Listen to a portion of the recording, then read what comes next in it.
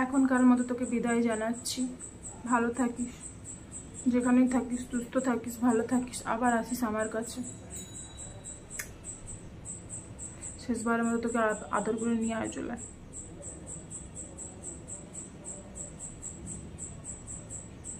আসবি তো আবার আমার কাছে? আসিস কিন্তু। আমার শখের জিনিস, আদরের জিনিস, কাজের জিনিস, ভালোবাসার জিনিস সব কিছু জুড়ে তুই রে।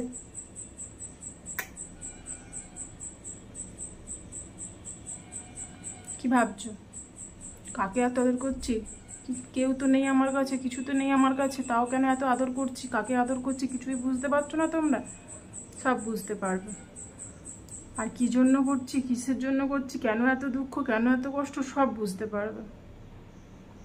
দেখো এই যে এই আমার কিউট কিউট কিউট কিউট নখগুলো আজকে বাঁধাতে চলেছে। এটা কার জন্য জানো? আমার বোনের ছেলের জন্য।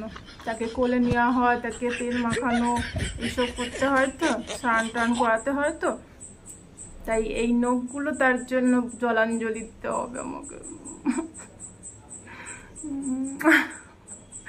আমার শখের জিনিস আবার কবে আসবে, কবে হবে? কষ্ট করে কত দিন ধরে এগুলো করতে হয় বলতো, 3 মাস 4 মাস পর এত বড় বড় নখগুলো হয়, সেগুলো আজকে চলে যাবে।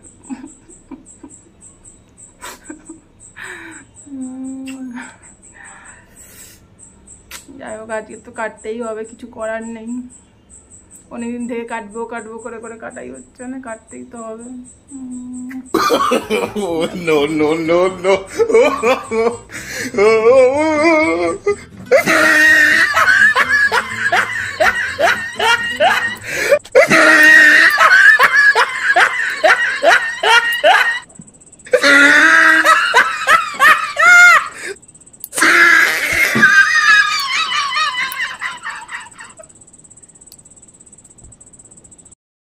দেখো কেমন লাগছে, বদনগুলো কি হয়েছে। এই যে আমার নখগুলো সব কাটা হয়ে গেল, এই দেখো।